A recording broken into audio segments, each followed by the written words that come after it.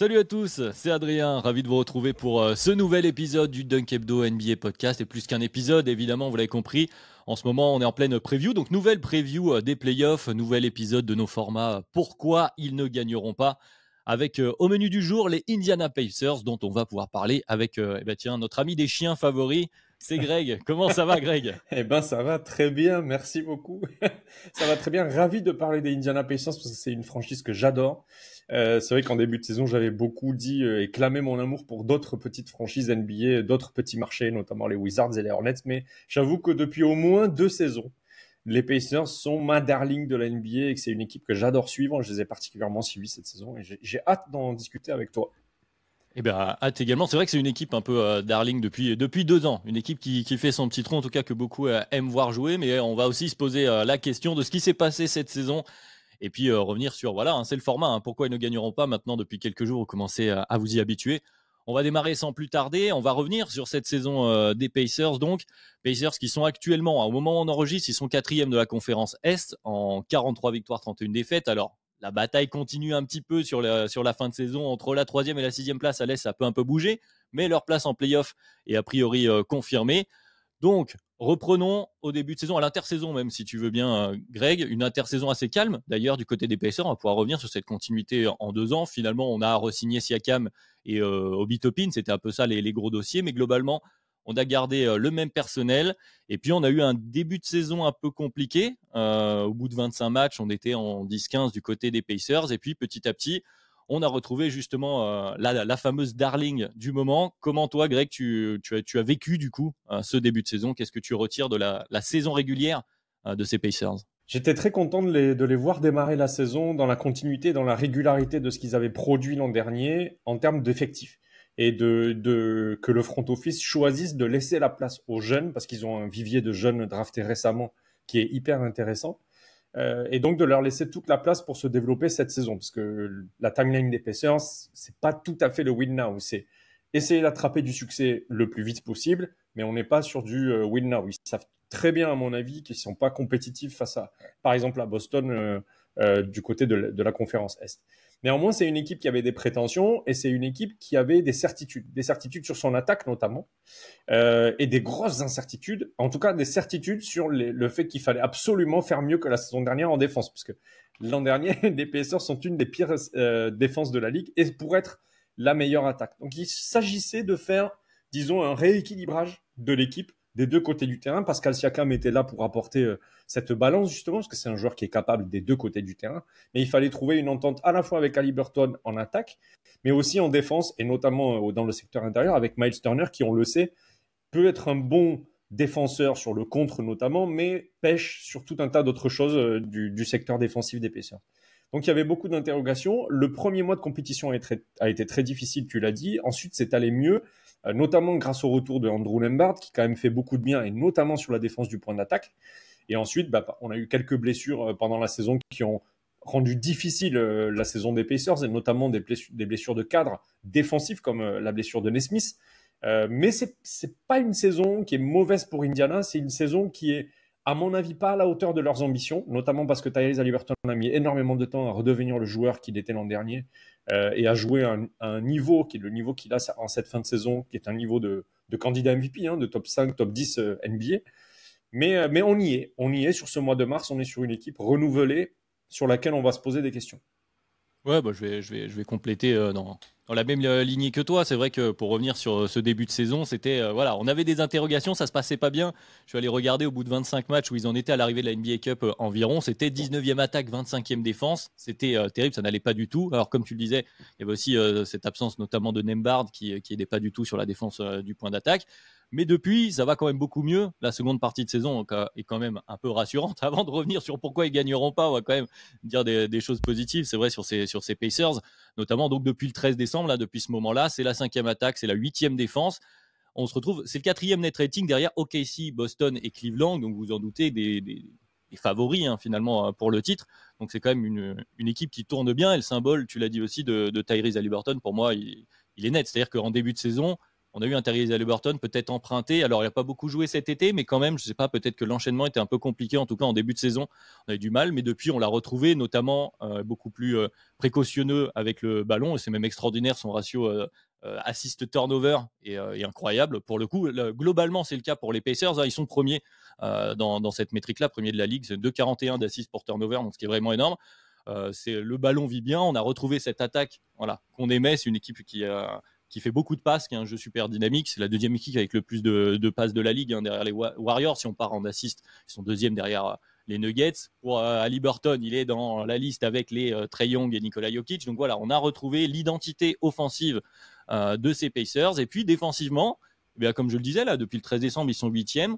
On a retrouvé, tu l'as dit, après les blessures, les Nembhard qui fait une très bonne saison défensive sur le point d'attaque, comme on dit. Nesmith aussi, ça tourne. Alors, il y a toujours cette question, je ne sais pas à quel point c'est un vrai problème, cette question du secteur intérieur. Tu l'as dit, Miles Turner peut être un bon défenseur, mais ce n'est pas la plus grande dissuasion. Et puis, tu as eu la rotation au poste de pivot. Tu as Thomas Bryant qui a beaucoup joué. Et donc forcément, ça fait que dans ta défense de la raquette notamment, tu concèdes quand même beaucoup de paniers au cercle, en défense du cercle, tout simplement.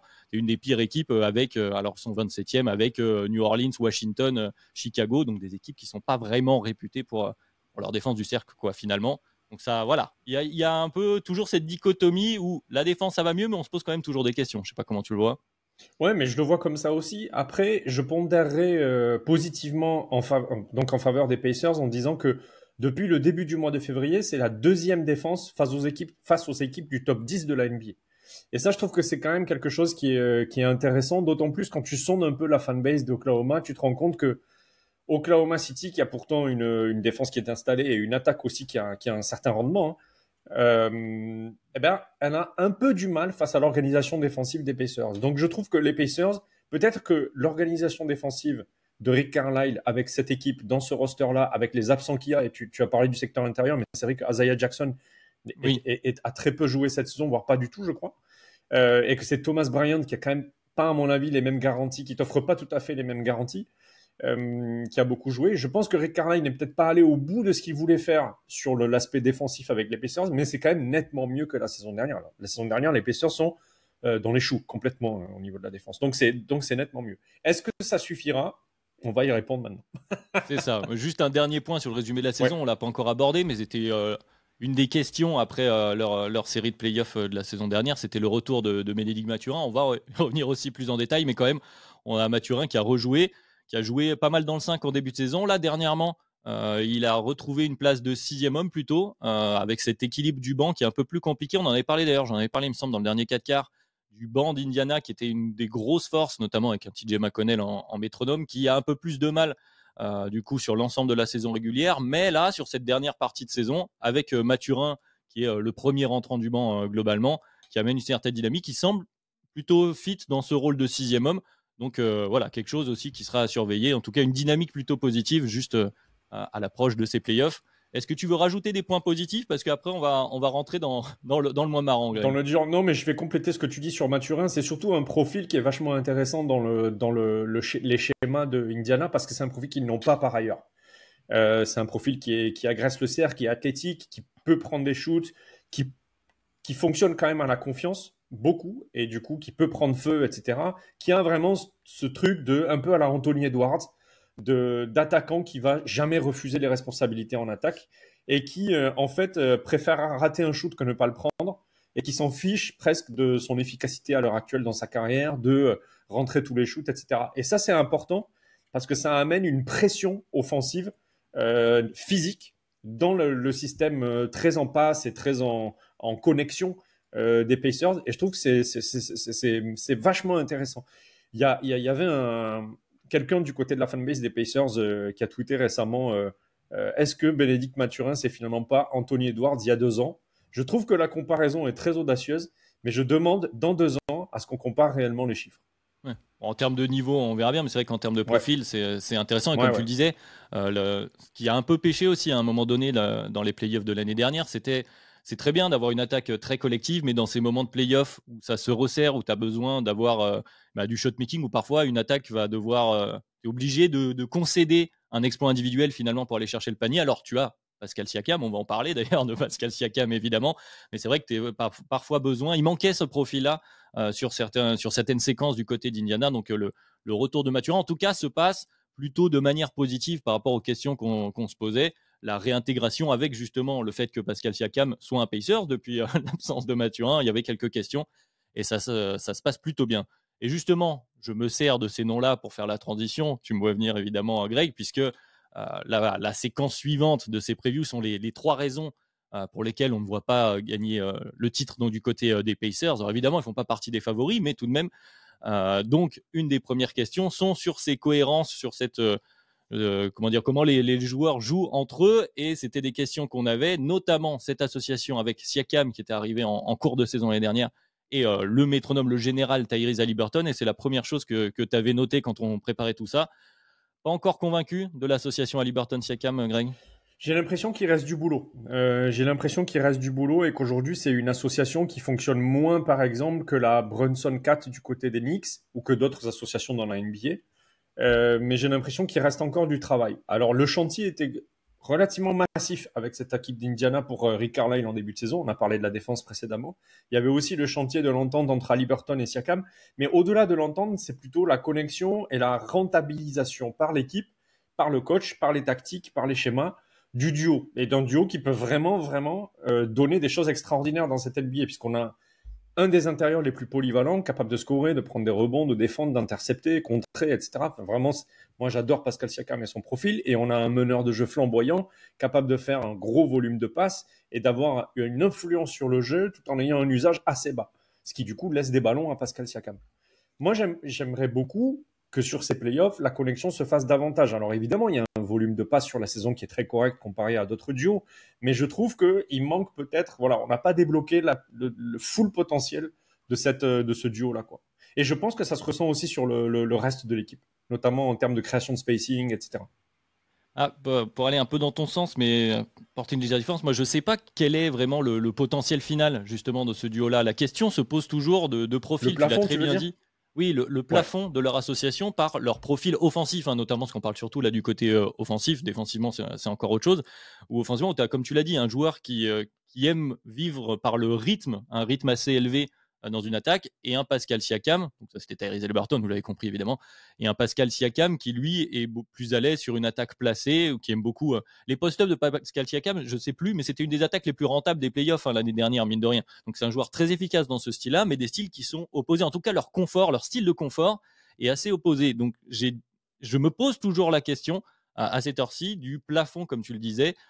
Est-ce que c'est en alternant les styles que tu peux le trouver? Alors les Pacers seraient quand même bien meilleurs avec les 2 joueurs ensemble sur le terrain que les 2 joueurs qui s'assoient, ou même l'un ou l'autre, hein, même s'ils sont toujours, ça reste toujours très correct. Notamment, tu es meilleur défensivement quand Haliburton s'assoit et que tu n'as que Siakam, et puis tu es meilleur offensivement, évidemment, quand tu n'as que Haliburton. Mais les 2 ensemble font toujours des Pacers une meilleure équipe. Mais moi, je suis comme toi, j'ai quand même un doute sur le plafond. Quand on arrive à parler playoffs, là on parle de titre, hein, évidemment, de titre NBA, le plafond d'une association de ces 2 profils-là, je pense qu'à un moment donné, tu as besoin que tes 2 têtes de proue, tes 2 figures de proue, soient plus complémentaires que ça si tu vises évidemment le titre, mais c'est pas forcément le cas. Je demande à voir sur encore au moins une saison et demie ou 2, tout simplement parce que pour moi, si Indiana veut peser sur les playoffs des saisons à venir avec son effectif, le jeu en transition, qui est un peu leur signature, doit trouver son pendant sur demi-terrain. C'est-à-dire que la qualité de leur jeu de transition doit trouver un équilibre avec le jeu en demi-terrain. Tu peux pas sacrifier le demi-terrain quand tu arrives en playoff, on le sait, on l'a dit pendant le pod sur le power ranking, mais du coup, Pascal Siakam, à mon avis, ramène ce truc sur demi-terrain où tu as une option que tu sais valuable, que tu sais que tu vas pouvoir utiliser dans un système une porte de sortie. Exactement. Et je pense que c'est ça qui va fonctionner dans le futur. En tout cas, si ça doit fonctionner, je pense que c'est comme ça que ça va fonctionner. C'est que tu as quelqu'un qui est capable de te générer des transitions et beaucoup de points en transition en la personne de Tyrese Haliburton. Et une fois que le jeu a besoin d'être posé parce que la défense s'est repliée, qu'en face de toi, tu as des gens qui jouent plus vite, etc., tu as Pascal Siakam qui peut être maître de l'œuvre des Pacers. Et je pense que la complémentarité, à mon avis, elle se joue sur le rythme que tu vas choisir en fonction des séquences de match ou des match-ups. Et je suis curieux du coup de voir comment ça va se retranscrire sur les playoffs cette saison. J'ai un doute par contre, et je pense qu'une des raisons du coup pour lesquelles on a mis Pascal Siakam, Haliburton et leur cohésion comme facteur limitant dans le succès des Pacers sur ces playoffs, c'est justement qu'à mon avis, ils ne sont pas prêts pour l'instant. Oui, peut-être. Et peut-être que la perspective, tu m'y fais penser, c'est d'avoir toujours ces deux-là, mais il y a peut-être un troisième joueur pour faire le lien, entre exactement. les deux. Troisième joueur qui pourrait être un nom qu'on a déjà cité, mais justement pour parler du reste de l'effectif, c'est le deuxième facteur qui pose question. Je l'ai déjà un petit peu évoqué justement avec le cas du banc de Mathurin, de la rotation. On a un Ben Shepard qui est un peu en difficulté dernièrement. D'ailleurs, notamment, il a du mal au tir et défensivement, c'est un peu plus compliqué. Donc peut-être que la rotation va se resserrer, j'imagine, à 9 du côté des Pacers, avec donc sur le banc Mathurin, McConnell, Obi Toppin et Thomas Bryant. On l'a cité évidemment, il va falloir reposer Miles Turner de temps en temps. Il faut aussi prier pour garder tes deux pivots là en santé, puisque ça pourrait être limitant si ça arrive. Donc il y a ce facteur de la rotation qui est peut-être un peu courte quand on va arriver à ce niveau playoff. Est-ce que tous les joueurs que je viens de citer seront au niveau de série de playoff et vraiment jouables? Et l'autre question, et tu l'as déjà un peu soulevé en filigrane avec, on est sur depuis 2 ans, alors on a un effectif qui continue, qui prend de l'expérience ensemble, mais un effectif qui n'est pas non plus très expérimenté sur les joutes, les matchs coup près, quoi. Ça me paraît tôt, et quand tu vois l'erreur de Jarvis Walker avec, je crois, dans la défaite au buzzer face aux Lakers, je me dis que dans un match à pression, comme ça peut être le cas sur une série en 7 en playoff, je suis pas sûr que Jarvis Walker ait les épaules encore, tu vois, et d'autres un peu de la rotation d'encaisser, tu vois, des défenses, des défenses travaillées sur les playoffs dans le clutch. Mais c'est des trucs tout bêtes, hein, mais ça compte mine de rien une rotation. C'est pour ça qu'on a dit que la rotation, qu'on a dit dans les power rankings que des équipes comme Oklahoma et Boston notamment avaient des rotations largement supérieures à la concurrence. C'est aussi le cas, je trouve, pour les Cavaliers et pour d'autres équipes, mais clairement Indiana ne fait pas partie de ces équipes-là. La rotation est un peu courte. Je pense qu'elle est particulièrement courte parce qu'elle n'est pas expérimentée.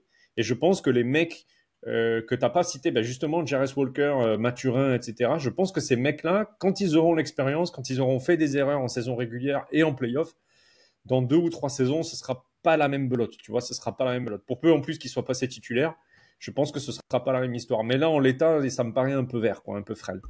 Oui, et puis il y a un facteur de profil aussi, parce qu'on a un peu parlé là déjà de la rotation intérieure, mais même au poste de meneur. Donc Tyrese Haliburton, TJ McConnell, c'est très bien, mais tu as 2 joueurs sur le poste de meneur et 2 joueurs sur le poste de pivot. Les autres sont... tu as beaucoup de profils d'ailier intéressants, comme tu dis, qu'avec l'expérience, tu pourrais avoir une progression interne peut-être suffisante.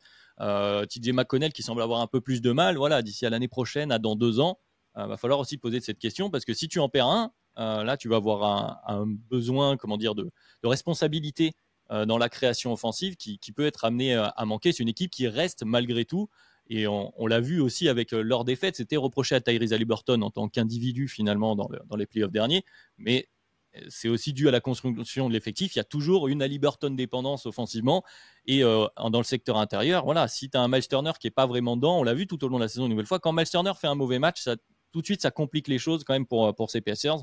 Donc, il y a la construction d'effectifs qui semble aussi leur amener un plafond en vue d'une campagne de play-off, quoi. Ouais, c'est une franchise qui est patiente sur sa construction d'effectifs, qui n'a pas envie de virer des joueurs trop vite parce qu'ils ont fait une saison moyenne. Mais je pense qu'il y a des questions qui vont finir par se poser. Si c'est pas cet été, ce sera l'été prochain au max, l'été 2026. Je pense qu'il y a des questions qui vont se poser. La question notamment du meneur remplaçant TJ McConnell, sur laquelle tu dépenses quand même une belle somme d'argent. Et est-ce que ça suffit? Est-ce que c'est là que tu veux la dépenser ou pas? Et puis Miles Turner, est-ce que c'est pas lui qui te plafonne ton équipe? Et est-ce que finalement c'est pas un backup dans une équipe contender l'Arlésienne Miles Turner qui revient. De quoi? Je dis l'Arlésienne Miles Turner qui revient. L'Arlésienne Miles Turner, mais c'est un profil qui est vachement intéressant parce qu'il a le pick and pop et il a le contre. Après, c'est plus compliqué. Et est-ce que ça te suffit quand tu as Tyrese Haliburton et Pascal Siakam qui se sont enfin trouvés, tu vois, dans 1 ou 2 saisons? Je sais pas, ça me paraît difficile. Et ce qui est sûr, c'est que c'est trop court pour les playoffs qui sont devant les Pacers là tout de suite, avec la concurrence qu'il y a à l'Est, qui est en plus pas grandiose.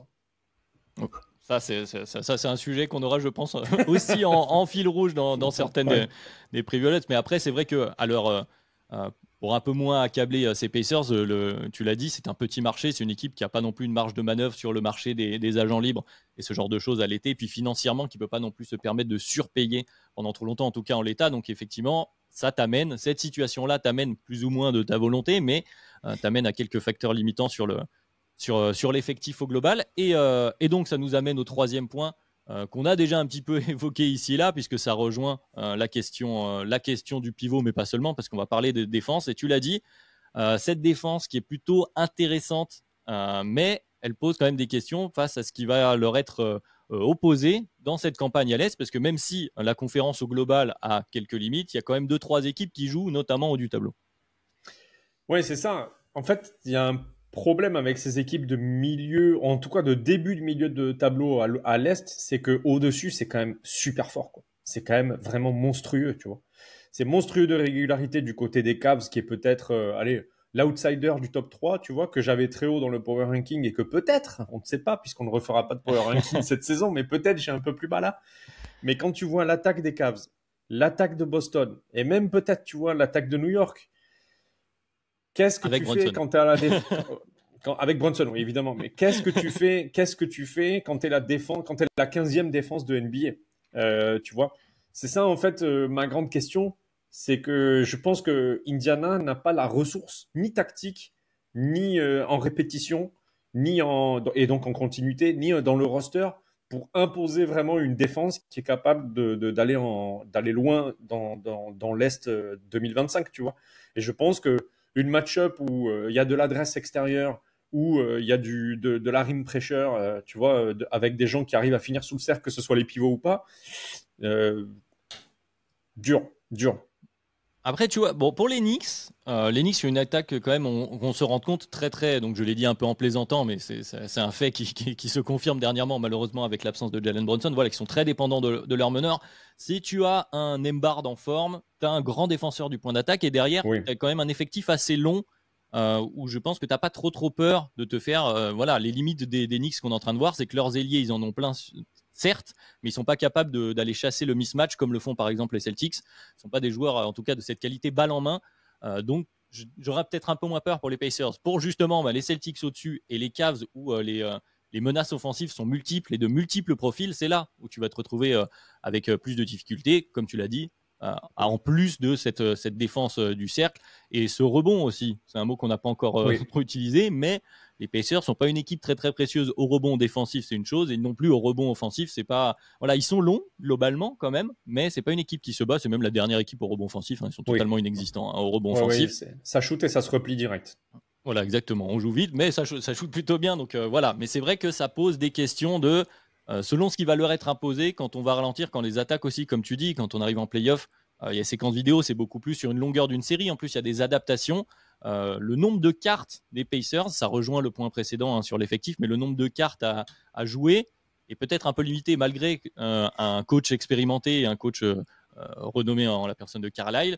Si jamais tu te fais déjouer ton système défensif classique d'Europe avec Miles Turner, etc., bon, ben, est-ce que tu as vraiment une réponse, quoi?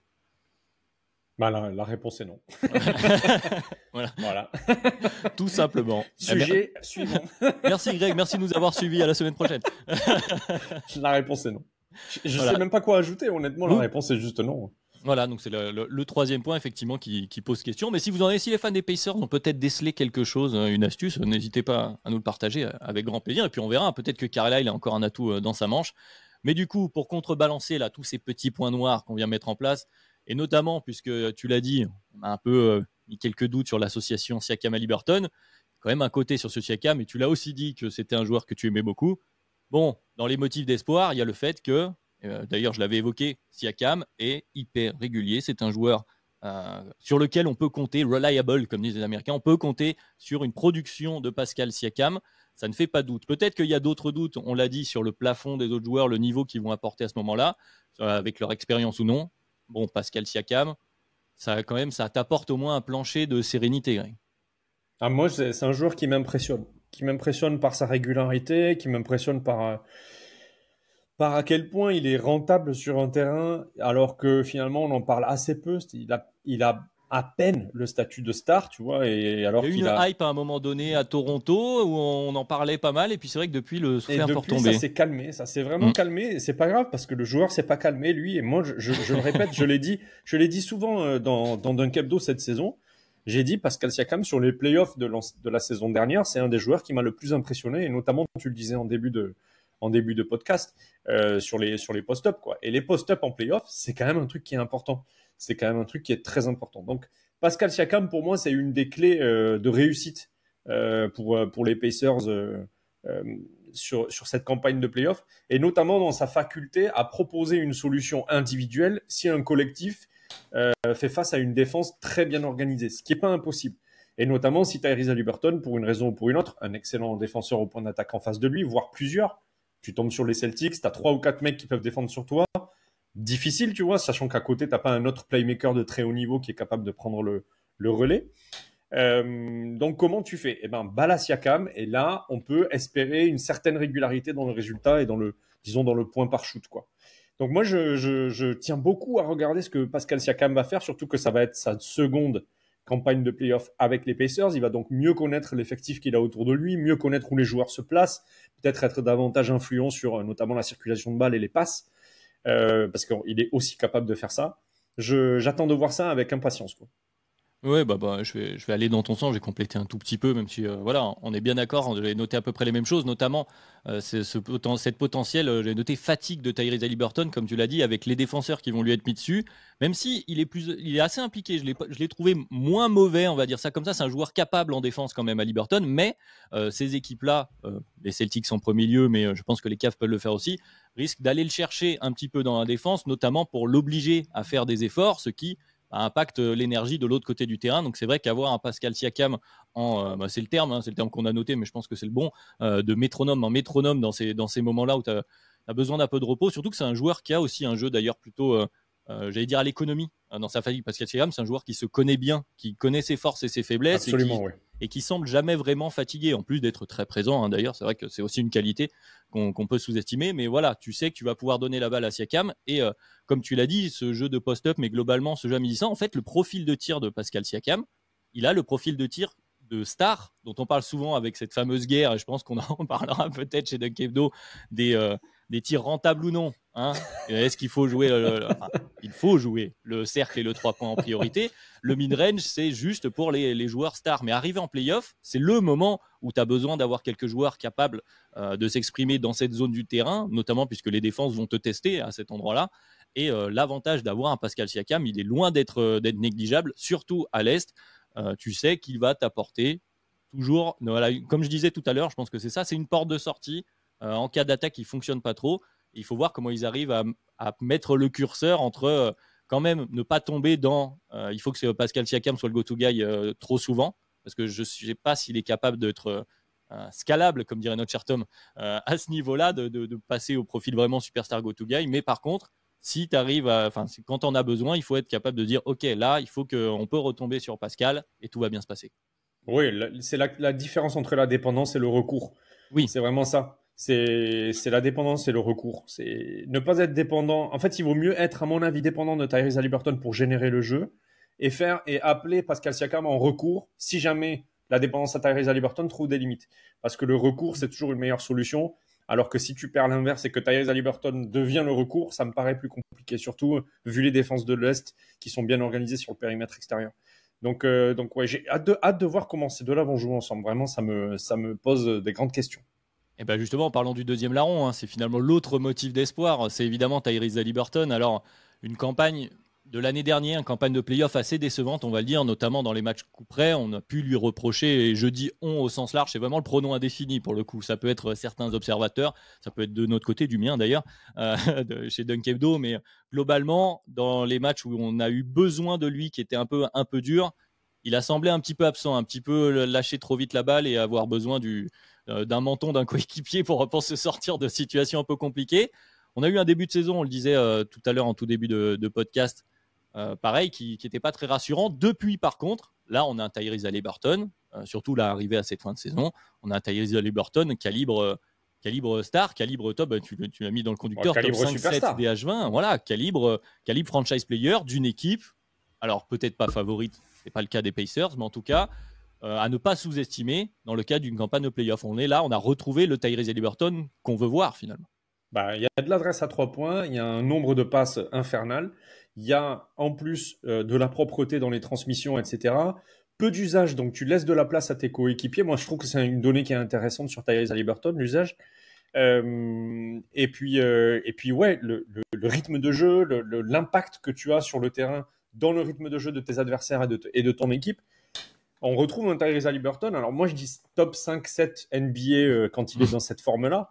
Il y a beaucoup de joueurs qui sont top 5-7 NBA quand ils sont dans leur prime ou dans leur meilleure forme. Vrai. Évidemment que si on prend tous les joueurs et qu'on les met au prime, il est peut-être pas top 5 ou top 7. Mais je pense que Tyrese Haliburton, là, depuis un bon mois maintenant, est facilement dans le top 10 de la NBA et, à mon avis, relativement haut dans le top de l'Est. J'étais déçu la saison dernière, tu l'as dit. J'étais déçu la saison dernière sur son manque de rendement en play-off et sur la fin de saison. Je pense que c'est clairement imputable à sa blessure. Et je pense que sur le début de saison aussi, il continuait de souffrir de cette blessure. Là, ça semble vraiment et clairement aller mieux, quand bien même il était absent quelques matchs là récemment. Je crois qu'il a été absent en tout 5 matchs sur les 10 derniers.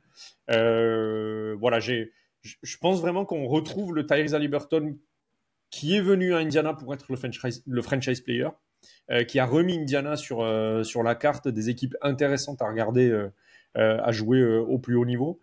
Et je pense que ça va être un joueur qui aura une influence sur les playoffs 2025, dans le sens où, si on est sur ce Tyrese Haliburton-là, il y a des défenses qui vont avoir du mal. Il y a des défenses pour qui le matériel à disposition va leur permettre de trouver des réponses. Mais à mon avis, il n'y en a pas beaucoup à l'Est. Ouais, bah pour continuer dans ce sens-là, c'est vrai qu'il a retrouvé aussi, je pense après le début de saison compliqué, confiance en son tir. Alors il y a toujours une mécanique un peu particulière chez Tyrese Haliburton, mais il est plus efficace. Et une fois qu'il a confiance dans son tir, c'est un joueur qui semble un peu marcher à la confiance, Tyrese Haliburton, mine de rien. Et une fois que ça va mieux sur son tir, et là il retrouve le fun de la création. J'ai l'impression que c'est quelque chose qui l'amuse beaucoup, mais du coup, voilà, quand ton tir devient dangereux, les défenses vont aussi un peu plus te respecter et ça aide à mettre en avant sa qualité majeure. Et je suis allé là, pendant que tu parlais, je recherchais la stat parce que je l'avais vu passer sur le mois de mars. Donc sur le mois de mars, c'est 9 matchs de Tyrese Haliburton, c'est 109 assists, c'est 10 turnovers. 10 turnovers en 9 matchs, 109 assists. C'est phénoménal. C'est surréaliste, c'est phénoménal. Voilà, on parle très souvent, et à juste titre, de Nikola Jokic, notamment des Trae Young, mais voilà, dans cette période, notamment en 2025, là, de créateur offensif, Tyrese Haliburton, il est en train d'inscrire son nom de manière assez confirmée parmi vraiment le tout meilleur qu'on ait vu, tout simplement, en NBA. Donc effectivement, ça reste la pièce centrale. En tout cas, c'est-à-dire, si tu veux une campagne de play-off réussie, je pense que du côté des Pacers, au-delà des résultats, il faut que tu arrives à faire en sorte que Tyrese Haliburton, il faut que Tyrese Haliburton arrive à faire en sorte, parce que ça ne dépend que de lui finalement, de prolonger cette dynamique de deuxième partie de saison, on va dire ça comme ça, des 2 derniers tiers en tout cas, en play-off, pour que tu dises, ok, on continue dans notre dynamique positive, et comme on le disait un petit peu juste avant, on peut voir à 1-2 ans et continuer à compter là-dessus, quoi, finalement. Ouais, je suis d'accord avec toi. Je pense que le tout petit truc que je vais surveiller le plus, c'est sa faculté à provoquer des fautes. Parce que cette saison, et notamment sur les 2 premiers tiers de la saison, il a des difficultés à provoquer des fautes. Là, ça semble revenir depuis le début du mois de mars. Il est à nouveau dans le gratin de la ligue. Il est dans le 87e centile avec 41% de end-one. Donc c'est très bien. Il était à peu près dans ces eaux-là la saison dernière quand ça roulait bien. J'espère qu'il va l'être également en play-off parce que ça va compter. Les lancers francs, c'est très très important en play-off. On a beau insulter les joueurs qui vont souvent sur la ligne de free throw merchant, ça n'en reste pas moins un bon moyen de rentrer des points gratos puisque c'est le shoot le plus facile du basket. Donc oui, je pense que ça va être une donnée déterminante de le retrouver au lancer franc. En tout cas, dans la continuité de ce qu'il est en train de fournir en ce moment.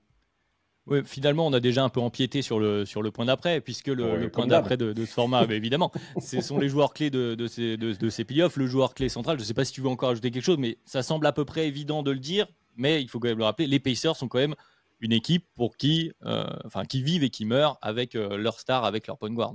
Je pense que ça ne surprend personne. Pour moi, c'est une équipe qui peut vivre de très belles choses si leur point guard est absolument élite comme il est en ce moment. Par contre, s'il est ne serait-ce que juste très bon, c'est une équipe qui a beaucoup moins d'espoir. Et ça, c'est terrible. Parce que c'est une équipe qui, en l'état, dans le projet dans lequel elle est en ce moment, à l'étape à laquelle elle se trouve, elle a besoin d'un Tyrese Haliburton, j'allais dire all-time. D'un Tyrese Haliburton justement, top 5, top 7 NBA. Sinon, c'est difficile pour elle d'imaginer quoi que ce soit, quand bien même tu es un métronome de la trempe de Pascal Siakam à côté. Donc voilà, oui, le joueur clé, c'est Tyrese Haliburton. C'est clairement le joueur clé, en tout cas pour moi. Je sais que tu voulais aborder un autre joueur dont on a déjà parlé dans le pod, et je pense que tu as bien raison d'en parler, parce que c'est, à mon avis, aussi un joueur qu'il va falloir suivre du côté des sorties de banc des Pacers. Oui, parce que j'étais d'accord avec toi, c'est histoire de citer d'autres noms, parce qu'évidemment, en fait, j'ai envie de partir du principe que si on a une bonne campagne des Pacers, alors on a un très bon Tyrese Haliburton et on a la production, on a un Pascal Siakam, comme on disait en métronome, et que, disons que les bases sont respectées. La question du joueur clé, du facteur X, comme on dit, c'est qu'est-ce qui pourrait faire basculer Indiana plus haut que ce qu'on anticipe actuellement. En fait, c'est finalement comme ça que j'avais envie de poser la question. Et donc, le nom en question, c'est évidemment celui de Mathurin, qui était l'absent de la saison dernière. Et pour tout ce qu'on a dit, finalement, en résumant cette saison, ce qui se passe bien et ce qui est un peu plus compliqué du côté des Pacers, notamment offensivement, puisque je ne pense pas que Ben Mathurin soit quelqu'un qui fasse drastiquement changer la défense des Pacers, mais offensivement, avoir un profil justement capable de créer son tir, agressif vers le cercle, un joueur qui a confiance en lui, globalement. Ben Mathurin semble être un joueur qui a confiance en ses capacités. Eh bien, si on a le très bon Haliburton et le Siakam en métronome, c'est peut-être lui qui peut faire la bascule du Indiana de l'année dernière à celui de cette année, et en tout cas de continuer cette progression interne.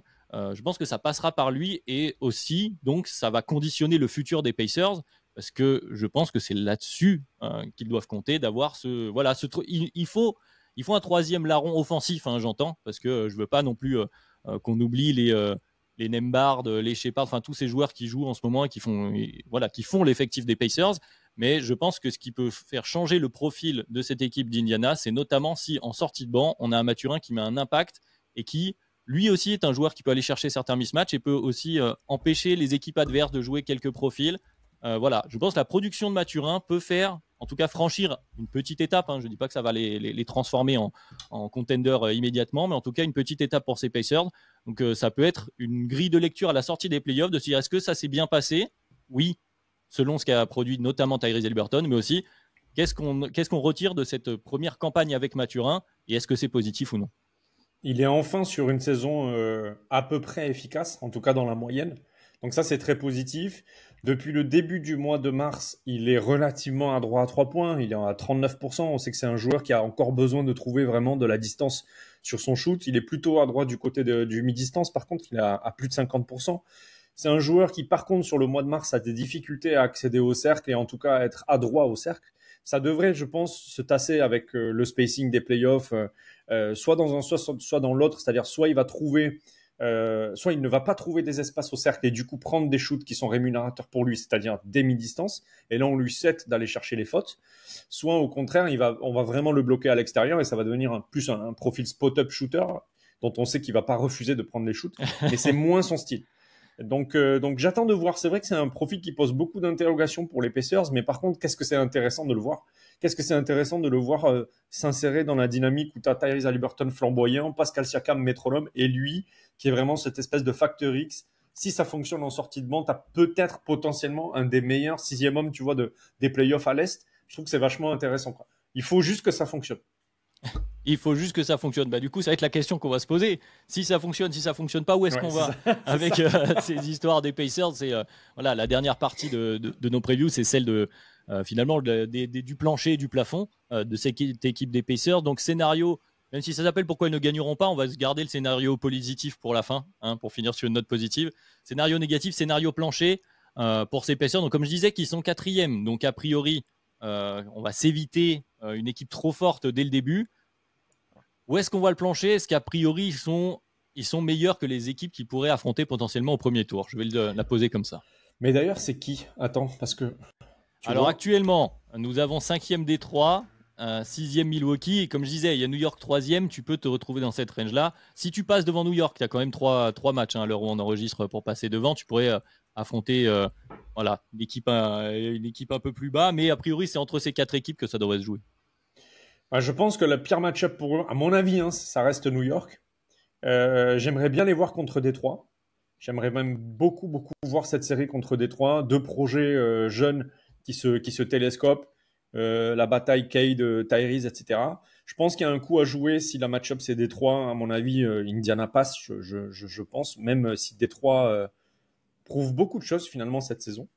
Mais je mets un billet sur Indiana si la match-up c'est Détroit. J'en mets un petit peu moins si c'est New York et j'en mets un petit peu plus si c'est Milwaukee.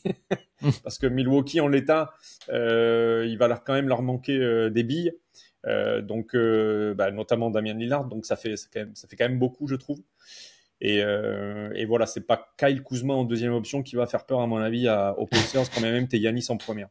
Donc voilà, je pense que le plancher pour moi, c'est de faire un très bon premier tour, quelle que soit l'équipe qu'on vient de citer, avec l'idée de pouvoir passer en fonction d'un match-up sur un deuxième tour, une demi-finale de conf. Néanmoins, je pense qu'après, ça va se compliquer très vite. Après, ça se complique quand même très vite parce qu'il y a un gap entre les équipes que tu as citées, de New York jusqu'à Milwaukee. À l'intérieur de ce tiers, il y a évidemment des disparités et des différences de niveau de New York jusqu'à Milwaukee, justement. Mais je pense que les deux autres qui sont au-dessus, à mon avis, dominent largement les débats. Et je serais très surpris de voir Indiana passer un second tour. On va être à peu près d'accord. C'est vrai que bon, le plancher, le scénario catastrophe de tu passes pas le premier tour. Alors si tu te retrouves contre New York, est-ce que c'est vraiment une catastrophe, hein? Est-ce que c'est un mauvais bilan? Ça dépendra sûrement de la manière plus que du résultat à ce moment-là.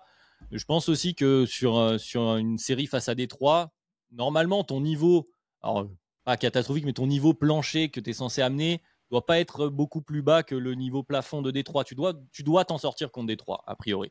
Donc, et Milwaukee, on en reparlera. J'ai un enregistrement prévu dans quelques heures, a priori, autour de cette équipe. Il y a beaucoup de questions. Mais effectivement, je suis assez d'accord avec toi. Si on en reste en l'état, ou en tout cas pas loin, et que New York reste troisième, grosso modo, c'est ça la question, et que tu te retrouves face à Détroit, Milwaukee, je pense que la campagne standard d'Indiana, c'est réussir ce premier tour, passer ce premier tour. Et ensuite, eh bien, on va se poser la question de la manière. Et du coup, j'ai quand même envie de te la poser, cette question. Oui, la marche est plus grande. Oui, Boston et Cleveland, même si Cleveland passe un mois de mars un peu plus compliqué. Ouais. Ils ont fait quand même un tiers de leur défaite de la saison sur le mois de mars, ce qui est quand même une stat assez incroyable. Est-ce qu'il y a un scénario plafond où tu passes une de ces deux équipes, Greg? C'est ça la dernière question. Il y a un scénario où tu éclates ton plafond en passant devant les Cavs. Mais là, on parle d'un scénario quand même avec peu de chances de probabilité. Mais autant je les vois pas passer sur Boston parce que la défense de Boston, à mon avis, est trop complète, trop bien organisée aussi. Il y a aussi. trop de répétitions, ils se connaissent trop. Tu vois, c'est une équipe. C'est pas une défense que tu débordes avec simplement du mouvement de balle assez rapide. Exactement. Ils vont pas se laisser faire. Ils ont une défense qui est tellement bonne que ça va pas passer. En revanche, il y a des choses que tu peux faire face aux Cavs, et notamment sur leur poste 1 et 2 avec Donovan Mitchell et Darius Garland dans le désordre. Je pense qu'il y a des choses que tu peux faire en attaquant ces mecs-là que tu peux pas faire face à Boston. Donc oui. Est-ce que tu peux aller chercher 3 matchs aux Cavs sur les Cavs de mars? Oui. Est-ce que tu peux aller en chercher 4 sur les Cavs de mars? Peut-être. Ce serait fou. Ce serait phénoménal. Et ça veut dire, du coup, je mets un peu plus de précision sur ce que je voulais dire parce que j'ai utilisé l'expression terrible finalement, puisque c'est des portes ouvertes, enfoncer des portes ouvertes, de dire si ça marche, c'est super. Mais si ça fonctionne, ça passe, oui. Ok, super, Grégoire, bravo. Mais grosso modo, je pense que c'est le genre de match-up qui peut permettre à un gars comme Mathurin de se révéler. Précisément parce qu'en face de lui, tu as des défenseurs sur le point d'attaque ou en tout cas des mismatchs que tu vas pouvoir exploiter sur tes qualités notamment physiques.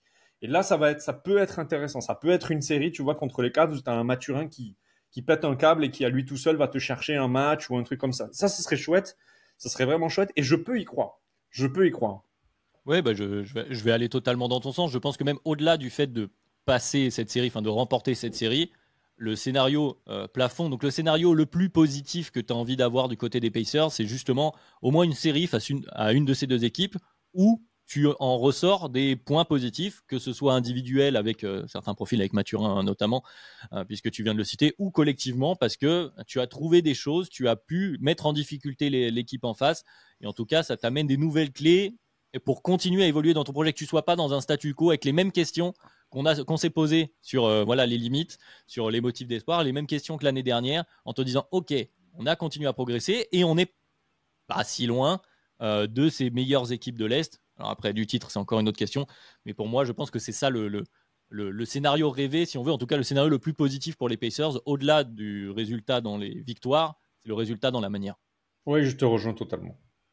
Eh bien, écoute, ça me semble une bonne conclusion. C'est pas mal en plus. C'est pas trop mal, écoute. C'est pas trop mal comme phrase. En plus, voilà, ça nous fait à peu près 3/4 d'heure de preview pour ces Pacers. Et comme on en a beaucoup en ce moment, vous en avez une par jour.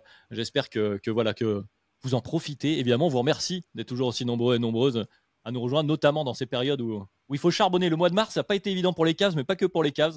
Donc, les Dunk Hebdo, voilà. On se mobilise en ce moment pour les previews. C'est un plaisir de parler de chaque équipe. Donc, merci à vous de nous avoir écoutés une nouvelle fois. Merci à toi, Greg. Avec grand plaisir, merci à toi. Pendant 3/4 d'heure. Et j'allais dire, on se retrouve vite. A priori, je ne sais pas quand est-ce qu'est prévue la publication des Pacers, mais a priori, on se retrouve demain avec une autre équipe. Donc, j'ai envie de vous dire, bonne soirée. À demain. À plus. Salut.